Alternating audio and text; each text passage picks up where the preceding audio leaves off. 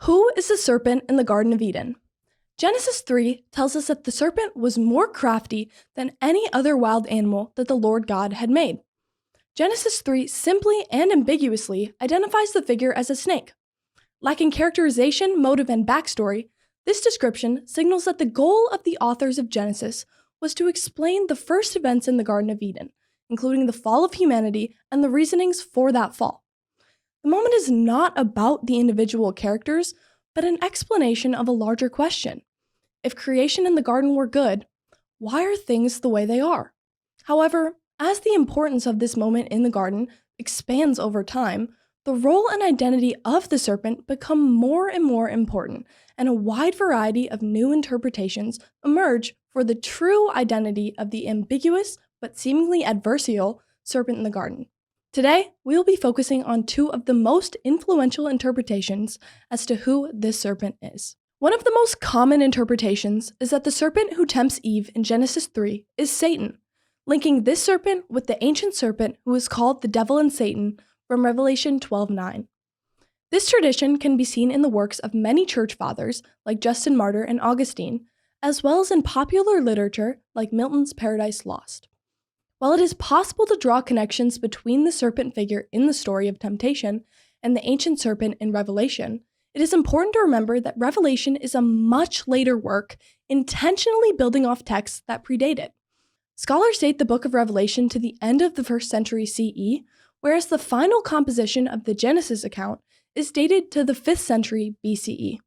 The gap between the composition of these texts is significant, because while the idea of a powerful evil adversary that directly opposes God and comes to be known as Satan was developed in early Christianity, as seen in Revelation, it was not developed at the time the Genesis account was composed.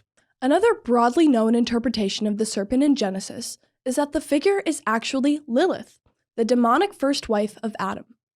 The alphabet of Ben Sira 78 tells us that Adam had a wife prior to Eve named Lilith, writing that when God created the first man, Adam, alone, God said, "It is not good for man to be alone."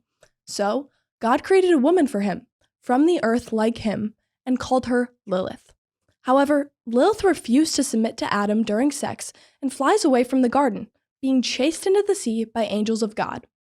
Once she is found, she refuses to return to the garden, claiming that she was only created to sicken babies, and that she will give birth to over 100 demon children a day.